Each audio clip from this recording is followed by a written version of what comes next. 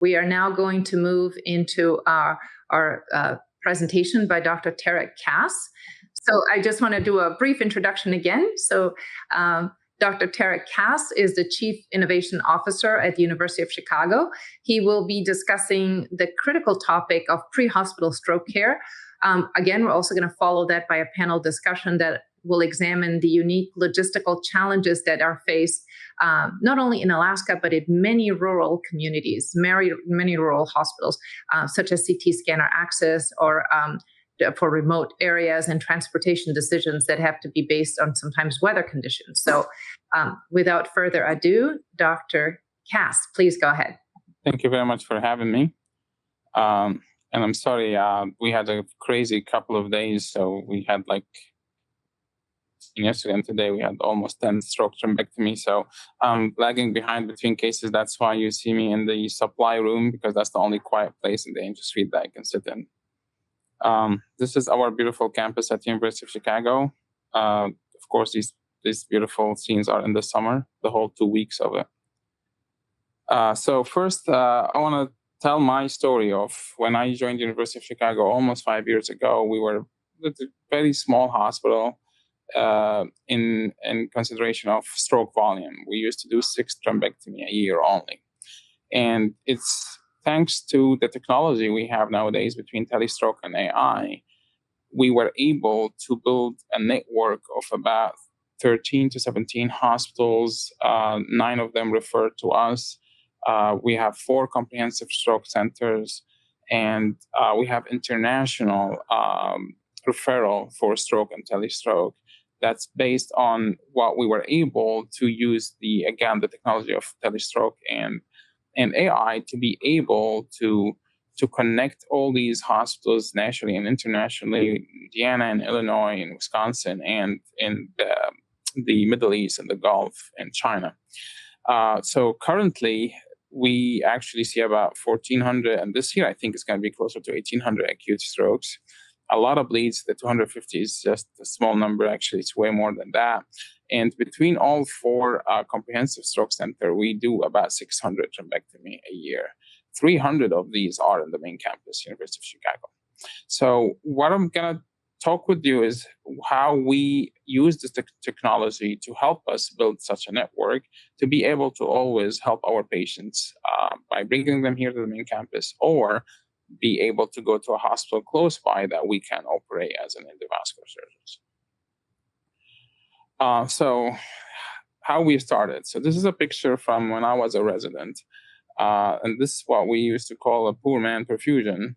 It was a perfusion scan. I think it was a 64-slice CAT scan. But the reality is one of us as residents or fellows had to pretty much get these maps. And it really depends on we used to call it mode, not mood. Like if we are on a weekend mode, we make the core very big and there's nothing to be treated. And if we were not super busy and on hospital on site and we wanted to do a stroke case, we play with it a little bit and it shows like more phenomena. Meaning it was just not accurate. It just was something that with me playing with it, I can change the perfusion metrics, and based on that, we could change the outcome. And that's where we are here. And I'm going to go through some of these and throughout my talks, but literally nowadays, and again, covering 4 comprehensive stroke centers is not easy. And there's currently only 2 of us, and we're hiring 2 more, but we're always driving around like crazy. And again, just sometimes it's just pores, and within 24 hours, you might do 10 thrombectomy between these centers. And the AI help us in so many ways. It's not just detection, but it's facilitated how we activate teams and how we are able to communicate and how we're able to get to the patient as fast as we can. And I'll give you a lot of examples throughout from main campus and from transfer centers. But what you see here is just sometimes I get these pictures on my iWatch, and immediately when I see this, I know there's a stroke. And in my practice, after I see this, I immediately go to the aspect, which also comes to my iWatch. So if I'm driving between one hospital and another, if I see an aspect or 2 or 3, that's a large core. And nowadays we do treat large cores. We look at how dark, or what we call the net water uptake, and see and compare it between one side to another. So between these two pictures that come into my eye watch, I already making my decision. This has to be a go. And then when the perfusion scans, that's give me even more information to know when I discuss with the family, what's the prognosis, what's the good outcome versus bad outcome versus good chance versus bad chance. They stepped it even more when they give you the hyperdensity, and as Dr. Alberts mentioned, we even have the detection of LVO on the plain CT before the CTA comes, which give us an extra 10 minutes saving to be on alert and ready. But not just all these technology, very easy, coming to us as accurate as it could be, giving us the pretty much how many cc's of penumbra, how many cc's of core, what's the aspects, what's the hypodensity scale. But also it gives you this amazing tool of communication with the team. And we made it now a rule in all of our centers that everybody's on this, the residents, the fellows, the ICU fellows and attendings, the anesthesia, the ED, radiologist. In all these hospitals, we're all connected. And when I want to activate a team to do the thrombectomy, all I need to do is just to go and press go. Now, the resident or the MP, depends on the hospital, they already started putting the NIH in. So I know, is it severe? Because sometimes you see an LVO, it could be chronic, and you say NIH of 1 or 2. So you know this patient is not candidate. But also the beauty of the system is I can see who's writing, and I just can click on this and call the resident, the fellow, whoever it is, and just get more story. When did I see normal? What was the baseline MRS, for example? And I can get all these information just back in the day when I had to do so many phone calls to try to get the history and to try to get who's consenting the patient and is there anybody with the patient.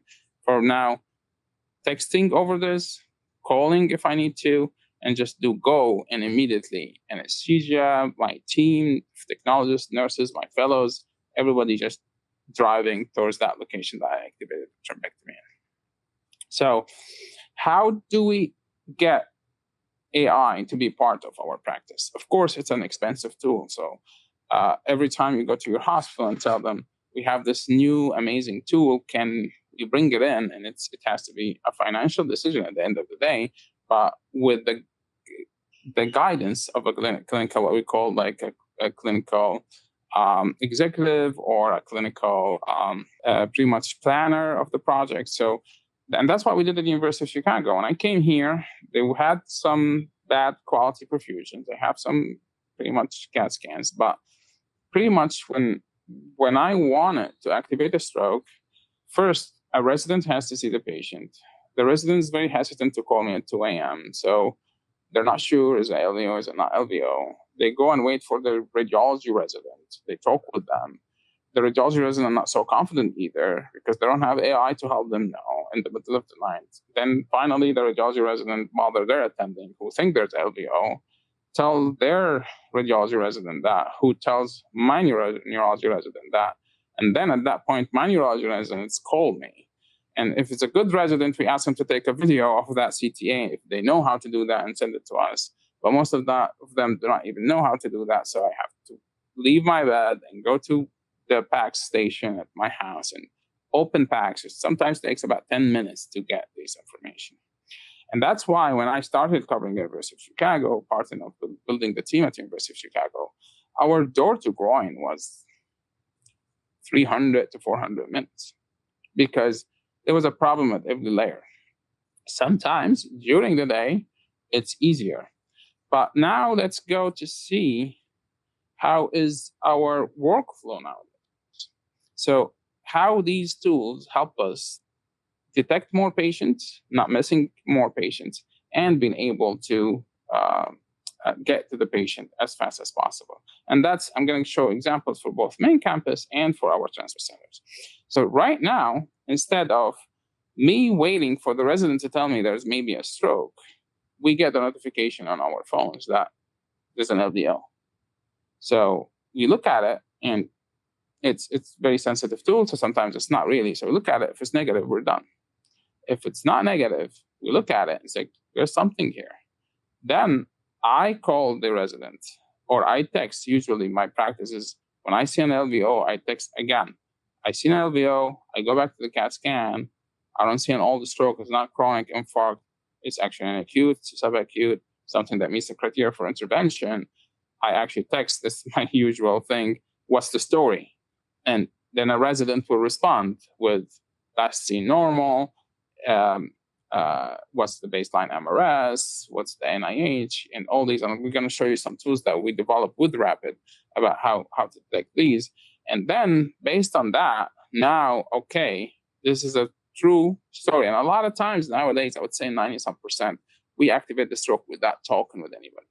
I don't talk with radiology, I don't talk with the stroke attending, I don't talk with, it's just texting. There's a stroke attending, there's a fellow, whoever, texting, agreeing, we move. So you can see with that how much time and layers we saved, because it's just all in one app on your phone and on your watch if you're driving. So that also applies significantly to transfer centers, and that's where we saw more, and we're going to show you now a graph, show the most impact on our transfers. And again, we covered 4 comprehensive stroke centers, and a lot of hospitals are covered by, most of our network is covered by RapidAI. So the way it works nowadays is I get this notification. So, and back to Dr. Albert's note that when you do the perfusion, there was a couple of cases you did not know there's a stroke till you did the perfusion. And that's why we made a protocol in all of our hospitals. When the patient comes, you do CT, CTA, CT perfusion.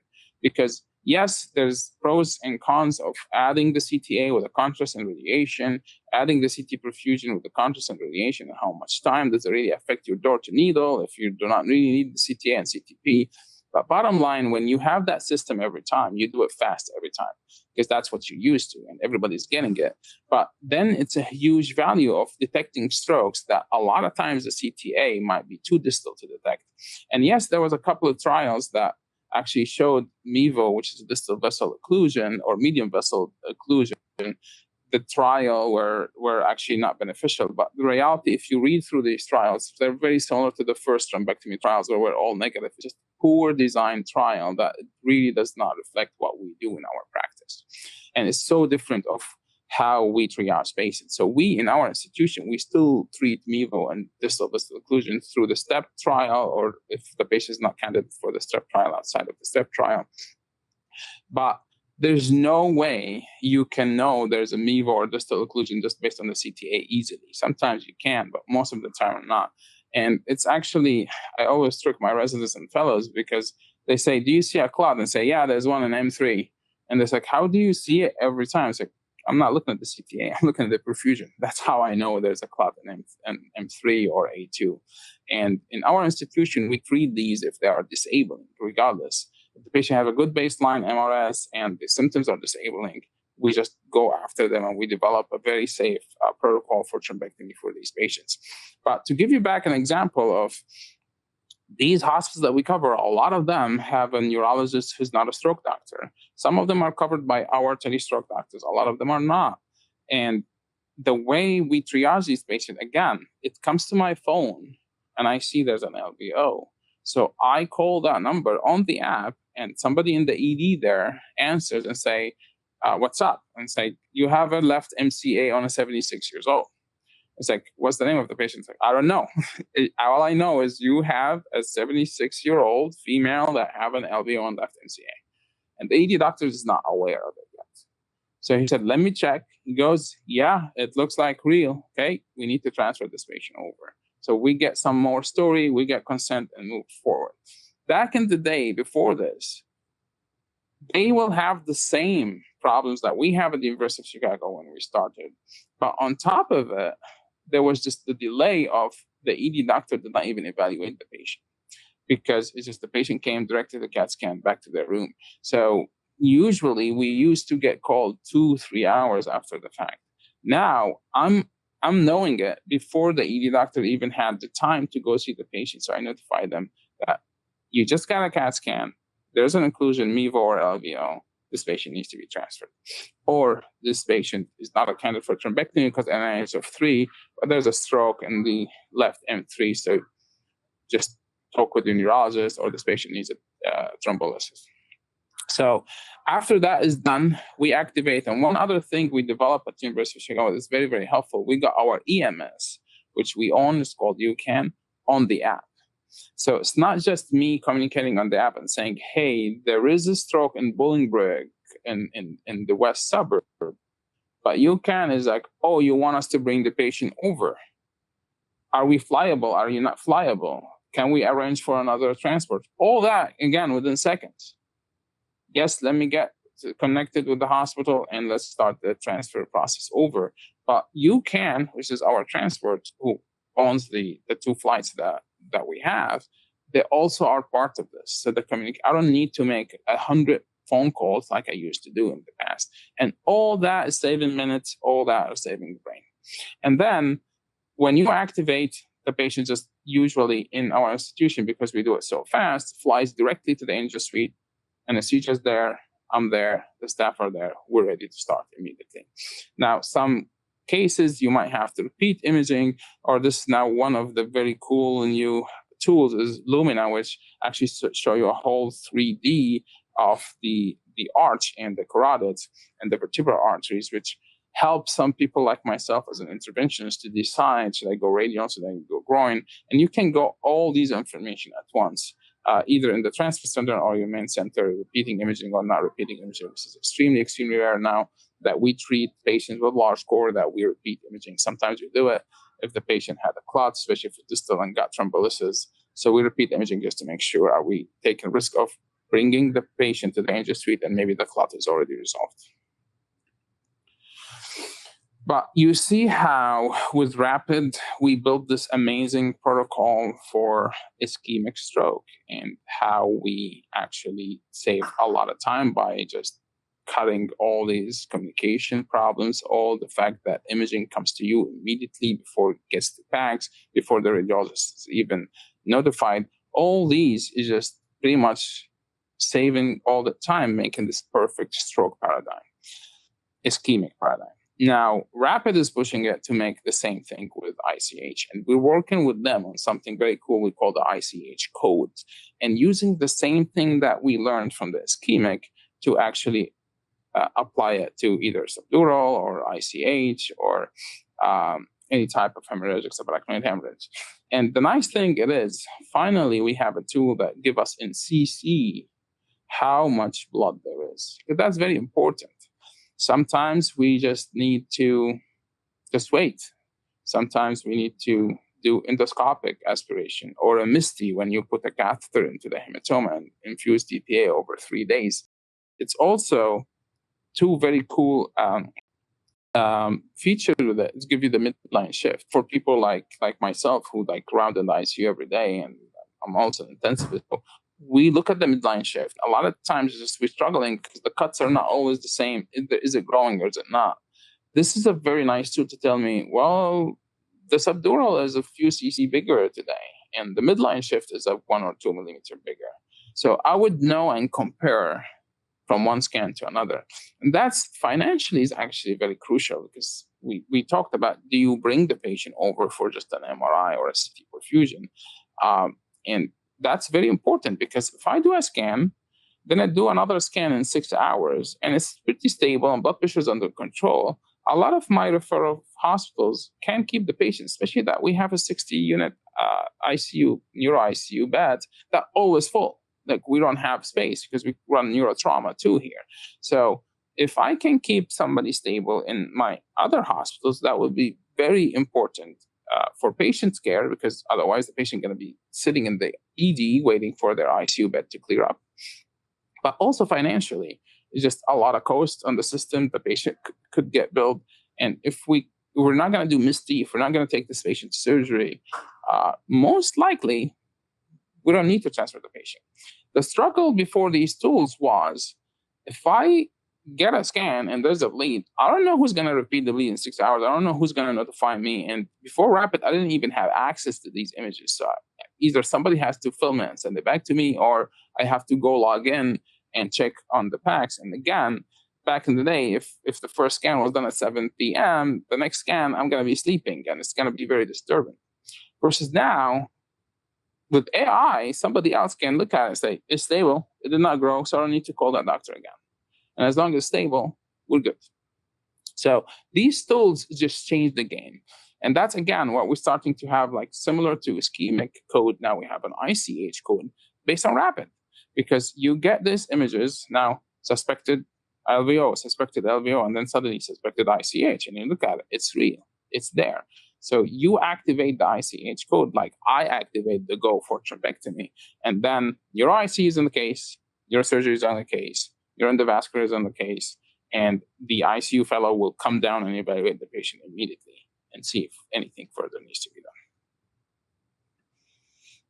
So as I mentioned, we were able to have Rapid within our system of UCAN, which is our own EMS that pretty much works with other institutions, transfer patients, but it's mainly to transfer patients to us.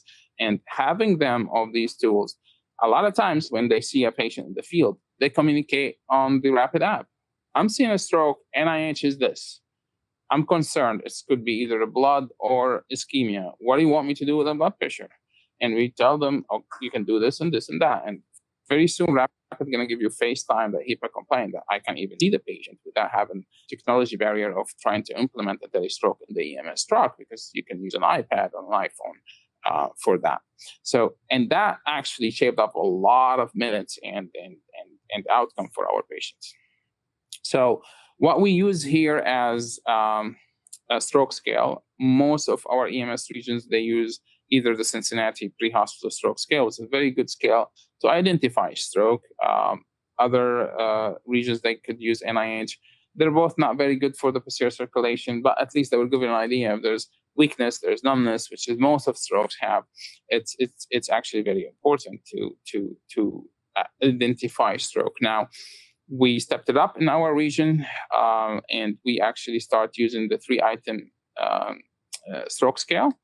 And if that's the case, then the EMS will actually not stop by a primary stroke center if the patient meets the criteria of possible LVO per the 3-item stroke scale, and they can actually bring the patient directly to the comprehensive stroke center, which we are one of them. There's so many of them in Chicago. I think I lost count, but the last number I heard, maybe 30 comprehensive stroke centers in Chicagoland. So, and that's very important because, yes, if you're quitting the primary stroke center and going directly to comprehensive, you might miss a few minutes on maybe 5 or 10 minutes of door to needle, but also the infrastructure we have in comprehensive hopefully can make up for that. But when it's LVO, you're saving hours. You're saving an hour or 2 or 3. So that's a decision. And we actually published our data in JAMA Urology based on that, like how many more LVO we performed once we started this, and how much better outcome for these LVO patients was significant without really hurting the patient that ended up coming and just getting TPA.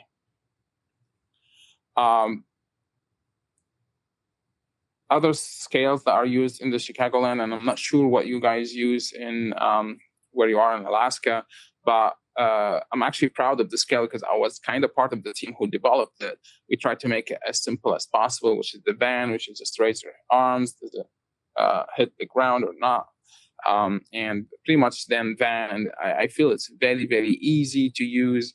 We had a couple of studies on it that was very promising, but the reality, whatever large vessel occlusion scale you like, I mean, at some point, I believe like 10 years ago, each one of us wanted to have their own scale, and they're all okay. They're all fine. They're all not 100% sensitive or 100% specific. They all give you a good idea.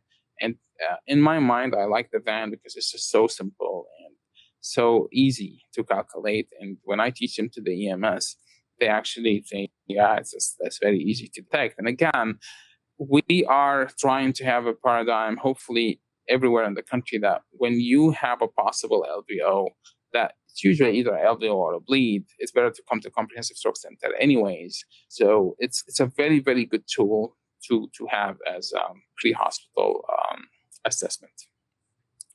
Of course, the race stroke scale, I have to mention it here because it's the most studied one, especially in Europe.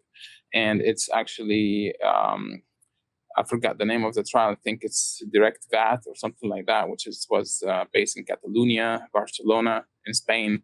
And actually, they did a very nice clinical trial that based on race, they it's not just bypassing primary stroke center and going to the comprehensive. They're bypassing the ED and going directly to the angio suite and doing the CAT scan on the angio suite table. And they have a very, very nice showing that based on race, 85% that were actually went to the angio suite directly actually did have an LVO, and that saved tons of time. Of course, that like we're now trying to stay less than 90 minutes or less than 60 minutes for transfers, and they were showing an average of 18 minutes when you do that. And you can imagine how much better outcome that will lead. And that trial now is leading to multiple other trials. We're part of one of them called Direct, and with the technology of the angio suite is actually we're getting better and better in it, and it just save a lot of times. And actually, our anesthesia team is also involved in it, and they keep telling me, if you're telling me 15% you're going to bring me and you're not going to treat the patient, that's way less than trauma. They call us way more, and we cancel. So actually, it's not unheard of in other emergencies in medicine, and actually, it's going to be like the future of stroke care for sure. So, of course, the NIH, as we said, is not a good tool for posterior circulation. It's not very good tool to detect LVO, because if you get a right lacunar stroke, you will have maybe an NIH of 12 or 13, which looks like really high, but it's still not an LVO. But same thing with race. If you get a lacunar stroke, you will have a very high point stat suggesting LVO, and it's not. So none of these scales are 100% sensitive or specific. But again, there are tools to direct you to the right direction. So this is actually a very nice thing that we did with actually Rapid and collaboration with Rapid, that we were able to put these to make it easy mainly for our residents and fellows, because anyways, they use another app to fill NIH. So rather than using another app to fill an NIH, just use the Rapid that you're on anyways for communication. And then I see what's the score. I see the breakdown of the score, because NIH of 4 with some dysarthria and some numbness is one thing, but NIH of 4 because the patient cannot move their leg altogether because of a left ACA clot, for example, they're not the same, because dysarthria and numbness and maybe a little facial droop is not disabling, and an NIH of 4 is not scary. But an NIH of 4 because the patient's plegic in one leg, that's disabling. And again, in our institution, if it's disabling, and even if it's an A2 clot or A3 clot, we still go after it. So it's important to see the breakdown. But we were also able to derive all the large vessel occlusion scales from the NIH from here. So it's just one tool that will give you pretty much everything you need. And again, it's as simple as this. EMS, in our case, UCAN, residents, fellows, they put all this information. When you do go, that means that's the team to go there. And if you wonder, what does this mean? Because I looked at it for years before I finally understood it. It looks like a snake. It's just a catheter. So that's the catheter that we use in the cath lab to suck these clots out. So pretty much what we've done in our institution is we built this network. A lot of them has telestroke, and we just made an algorithm easy for everybody. You do a CT, CTA, CTP when you're suspecting a stroke, unless there's a huge contraindication for contrast anaphylaxis or very bad renal or post-renal transplant that we discussed. But for 90-some% of the people, they can go that. I would get notified immediately. And then I am in control of the time, because everybody on the chat is disconnected through the app. And now I see for very, very nice new features, aneurysm detection, which is actually not just helping people with subarachnoid hemorrhage that, hey, there's an aneurysm. It's not just a simple subarachnoid hemorrhage. It's also helping our elective cases, because now we get aneurysm detection on patients who just with some trauma that hit their head. They do a CAT scan and CTA. They tell the patient there's nothing wrong. There's a basilar tip aneurysm that's 8 millimeters. It's incidental, but it's there. And then now we just pay attention to it and we don't miss it anymore. So this is just an example how door to needle and door to groin was affected. And this is just the last few years. It actually was close to 400 minutes when I started. So you can see how much time you're saving from the CT to I started the IR notification is usually 6 minutes from the CT. That means CTA, it's already done. And I notified that fast because, again, there's no barriers anymore. And just this is a graph of metrics that to show you over the years. I mean, I joined a little bit before this time, and around this time we got Rapid, and you can see huge decrease in time, especially for LVO, and we still have amazing times for door to needle. Thank you so much, Dr. Kass. Really appreciate this. So now we are going to, first of all, again, great presentation. It's striking to learn about how your pre-hospital teams are utilizing technology, particularly communication tools in your personal devices, to easily communicate with the clinical teams in the hospitals, and then the impact that has on patient care, particularly the speed of clinical decision-making, and how these tools can really help improve your metrics. So thank you so much. That's a great presentation. So now we will move again to our next panel discussion. And we will discuss the immense logistical challenges that are seen not only in Alaska, but in Chicago, but in multiple different rural areas. These are, rural and remote communities worldwide have similar problems. They face similar issues. So we'll explore scenarios comparing patient transport from different locations, weighing across factors like weather, scanner access, and the critical drive versus fly decision. So, and I want to start here with, just showing, asking the following question, like what technology and processes are available to reduce disparity in access to care, right? So what can be used? And I think we mentioned earlier, and I think Dr. Albers brought this up a little bit earlier, that not all the hospitals are going to be doing CT perfusion. And in fact, there are some hospitals that won't even be doing, angiography. So is there AI technology that can help hospitals that are in very remote locations? And in addition to, so on the imaging side, and in addition to that, will the communication tools be helpful? Can these technologies still help these very remote hospitals? And I wanted to start here with Dr. Albers to talk a little bit about NCCT stroke that you mentioned on the previous call, on the previous presentation. And then I want to move over to Dr. Tom Check for additional questions. So yes, as we mentioned, that for hospitals that only have a non-contrast CT, it's obviously incredibly helpful for picking up brain hemorrhage. You can get automated brain hemorrhage volume. You can also get a notification for obstructive hydrocephalus, as well as all the different flavors of subdurals, both acute and chronic. For the ischemic side, you might not see anything immediately after stroke onset, but if there's a hyperdense MCA sign that occurs in about 50% of patients with a left MCA occlusion, that can be picked up by AI. And by adding in subtle hypodensity in the MCA territory, you can pick up about 2/3 of the MCA occlusions with a non-con alone. So that can give an alert, which can go to Anchorage. They can look at the source images and help determine if this is a patient who clearly has a MCA occlusion and is a candidate for transfer, even without any CTA or CTP.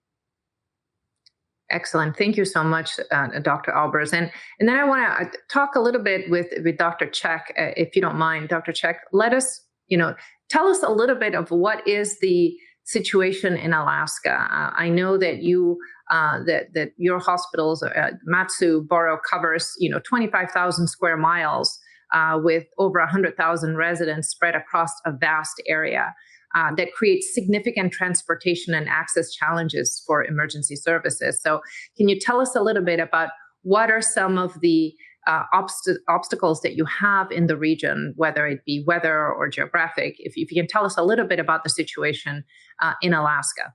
Obviously, geography and low population density is a problem throughout the state, which is much greater, frankly, in much of the state than it is in the Matsu Borough, where there is at least a core suburban, semi-urban area, and then some super rural areas as well. And the other big thing is weather. There's many weeks of the year where there's a difficulty with flying patients, especially in the winter months. with darkness, wind, precipitation, things like that. I'm sure Rick could speak to that a little bit better than me because he's actively flying these patients. But probably 50% of the time in the winter, we're unable to fly the patients that are in our more remote areas and have to ground transport. Excellent. And Rick, please weigh in here. I think Dr. Check would like to hear your perspective also, since you're dealing with this on a regular basis, as well as Sarah Ransom, right? Part of the team that's transporting these patients across vast regions. Yeah, I think what we're talking about is what I like to think about, and maybe heard and borrowed from the military, but the tyranny of time and distance, right? And so how do we overcome that? And I'm also curious to hear from Dejan Perkins, because I know she's done some leading work with this at her team at Guardian Flight. But I think an easy win is early notification. And if you guys have in your facilities an LVO where EMS is doing a field call, I know that all through the CAMES accredited programs have all agreed that we would show up as an early activation, and we'll accept some false notifications on that. I think that the collaboration piece that we've done is a huge thing. We're now, we know the neurointerventionists, they know us. And so on landing, we're notifying the receiving facilities what our time is. And I've taken intubated patients direct to the CT scanner in both facilities, and transferred care right out of the CT scanner to anesthesia at the receiving hospital. So that would be some of my thoughts, but Dejan or Sarah might have other insights. I would love to hear from Dejan. Please go ahead, Dejan. We all in the state, I think, have a very big barrier, as we've kind of talked about, with our limitations of road systems. So many times, weather for the flight side, airport limitations, daylight limitations in a lot of our rural areas sets us up for difficulty moving those patients into our center to be able to get them the care that they need. So like Rick said, all of our programs throughout the state, we need that early activation. If you guys have that suspicion, getting that phone call allows us to start working the logistics in the background. If we're not available, is one of our partners in the state available? Can we get an aircraft somewhere with different platforms? We have different limitations. So that's working as a team throughout all of our different companies throughout the state to move those patients into Anchorage or Seattle if we have to get them the care. Fantastic. Thank you. Thank you so much, Dejan. And Sarah, you when you and I spoke before, you were telling me about a new bypass algorithm that has been implemented to transport stroke patients. Can you tell me a little bit about how that works? I know Dr. Levy has been doing a tremendous amount of work with this in conjunction with the hospitals down on the South Peninsula. What it basically is it has empowered our EMS providers to identify these patients, and in specific windows for the care that we can potentially be providing to them here in the Anchorage Bowl. Hospitals on the peninsula have agreed to be bypassed so that we can take them to a stroke center, which is Providence and Alaska Regional Hospital here. So it's been a huge collaborative effort for not just the EMS and for the medical director, Dr. Levy, but all of the facilities down in that region who recognize the limitations and that they want to be active in the progression of the proper treatments for these patients. Fantastic. Thank you so much, Sarah. And I want to ask all our panelists, and this is not only for you, Sarah, but then also, I'm going to bring up some of the Alaska Stroke Coalition executive team members here to weigh in. But, what about collecting data, right? Because Dr. Kass was, very clear on, some of the amazing, and Dr. He also earlier today on the amazing improvements in metrics. But in order to see those improvements, you have to collect the data. What happens to data collection in the pre-hospital setting? How does that work? So as far as the pre-hospital setting, Dr. Levy would probably be a much better person to speak to that. Outside of that, though, we do have many guidelines that we participate in here at Alaska Regional, and I know that that's in conjunction with Providence and other facilities with the guidelines with the American Heart Association. And that transparency with the Alaska Stroke Coalition, we've given them the ability to visualize all of our information and data as well. So the collaboration, I think, is one of the biggest hurdles that we've been able to get past, and recognizing that this information is extremely important for the health of the state, not just for an individual facility. Excellent. Thank you so much. And let me go back to Kelly here. How are you working with the pre-hospital teams, so the EMS teams, and how does their data affect how you go about your workflow? Does it affect what changes do you make with respect to what you see coming from the EMS teams? And please, if you want to weigh in, Amber and Kevin as well, please go ahead. I always cheat, and I quote Amber when I talk about this, is that data drives decision-making, data drives process improvement. And so one of the things that has been really inspiring for me, and one of the best parts about being part of the Alaska Stroke Coalition, and I'm so pleased that we're all here together and that we can share it, is that we are a whole bunch of people who are not connected by a job or a government or anything that would make us cooperate with each other. As a matter of fact, most of us have competing interests between each other, but we have all come together in a way to prioritize, like, care for our friends and care for our neighbors and care for the people across the state of Alaska. And so I'm so proud of the work that we've done. And then when it comes to, like, again, what we were talking about for EMS, and, we have 3 flight companies, I believe, in the state of Alaska. Please correct me if I'm wrong. 4, 3. I can see hands waving, but I can't see the number. But they're not like 10. 10. Oh God, I feel so embarrassed, Rick. But we're not forcing anyone to cooperate. We've all just come together, just like the bypass protocol on the Peninsula. And so just opening the conversation. And I will say that when we did open these conversations, people were very much like, I don't want to bother them with an overcall if I'm not 100% sure. And now, because we're talking to each other and because we're working towards a common goal, we can say, it's okay. Like, we would rather have the overcall than the undertreatment. And I think that I don't know, I'm real proud of that first step. As you should be. You should be proud of that. Absolutely. It takes a village, more than a village. And I think Dr. Latta and Dr. Hugh are going to speak to that a little bit later as well. Amber, I wanted you to weigh in as well.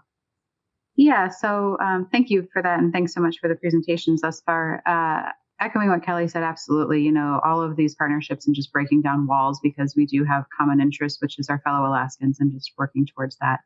I will say that for any type of collaboration and improvements, you really need to have strong champions, people who are engaged and interested and willing to roll up their sleeves and do the actual work. Because to get the aggregated data, you have to get in the weeds first, right? And so locally, from my role as a stroke coordinator at MATSU, I've worked really collaboratively with Dr. Tom Check and Jen Hales, the QA manager for our local EMS. We've worked within our communication platform, and so we use Pulsera in my region, which is a communications app. And from that, we've been able to really harness the power of that data. So we've really looked at our EMS accuracy of call. What information is EMS sharing with the hospital? Are they including the VAN score so our team knows to be ready for these potential LVO cases? Including LifeMed into that as well, which has been great for any of those cases that are from farther out, and the transport decisions with them. Should they fly to Matsu first? Should they fly over to Anchorage? What can they even fly? And so really using that collaboratively within our stroke program at my facility, because that's important, right? If you're looking at a system of care, you have to start within your own region first, right? What is EMS doing within your hospital? And then where are they going from your hospital? And really exercising what is in our sphere of influence and control, right? And so we can't control weather, we can't control distance. I can educate people, but I can't control when they decide to call EMS.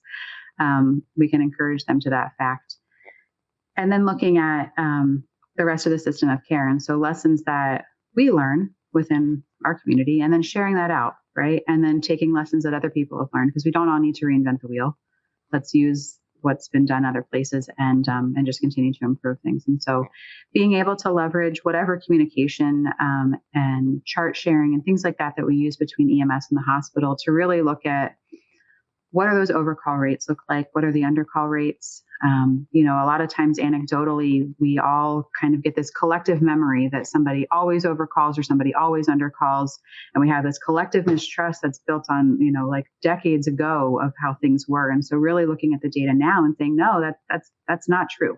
This is what it shows now. And so like your anecdotal remembering of one situation does not reflect the aggregate. And so let's use that data to drive our change and change our collective memory to improve the care of our patients. Very important point, right? Data-driven decisions, absolutely. One of the things that had come up before was the I think you mentioned the Pulsera app, right? So one of the things that I know we can do at Rapid is that Rapid can integrate with some of these apps, right? You can integrate Rapid into Pulsera, so you're able to see that also. And I know that there are other teams using that as well. So thank you so much for bringing that up. So I want to move now to a slightly different question, right? Something that, it's something that Sarah and I and Dr. Check and I were talking about a couple of days ago. Is how do you manage condition-specific management protocols without confirmed diagnosis in the field? How do you handle this? So I want to open this up again to Sarah Ransom, and of course, Dr. Kass, please. How do you handle, again, managing the patients? Everything from blood pressure management to optimal head position, especially given the results of the Zodiac trial. So I'm gonna start with Sarah Ransom, please. So as far as my work with LifeMed Alaska as a flight paramedic and with the work here at Alaska Regional Hospital, we have definitely adopted over the last couple of years optimizing the head position. So when we have a high suspect and the patient condition is appropriate for it, we are trying to honor the Zodiac trial, which states that the head of bed should be at 0 degrees. I state that as when appropriate for patient condition. The airplane is definitely a little bit of a different environment to be laying patients flat. And so we are trying to make sure that we're optimizing airways and different things of that nature, because the study shows that there's such an unbelievable improvement when you transport these patients with suspected or known LVOs in that flat position. Here at Alaska Regional, we're definitely doing the same. We're a little bit of a safer, cleaner environment to have patients that have potential airway management complications for putting head of bed at 0. And so that's been a huge push here with our DNV team, and it's been very successful for us. As far as blood pressure management, most of the flight teams in town have very robust protocols where we can take and manage blood pressure medications in the flight world. And so nicardipine is one of our go-tos in a lot of the different areas. As we had spoke previously with Dr. Check, he had said permissive hypertension is something that we are taking into consideration pre-hospitally and in the hospital. And so our parameters are very specific for subarachnoid versus ischemic strokes. And we have systolic blood pressures to marry to each of those different individual ailments. Thank you so much. That's great information, Sarah. And Dejan, I wanted you to weigh in also, because you're also in a similar situation, right? And blood pressure management protocols vary across services, and I would love to hear what you and your team are doing, and whether you are also following the Zodiac trial findings. So we do as much as possible, kind of like Sarah said, aircrafts all have their own difficulties, loading, unloading, and trying to maintain that completely 0 head of bed can be difficult. Also trying to maintain airway status when you're bouncing through the air as you're assessing your patient. So as much as possible, we do try to maintain that Zodiac 0 degree head of bed for our strokes. Blood pressure as well, we have very robust protocols for blood pressure management, carry multiple different medications that we can administer in flight on our way to Anchorage or Seattle for those patients. So yes, our protocols do allow. And then if there's anything outside of that, we are always able to contact receiving or sending or our medical control to do something different if needed for whatever the patient's status might be.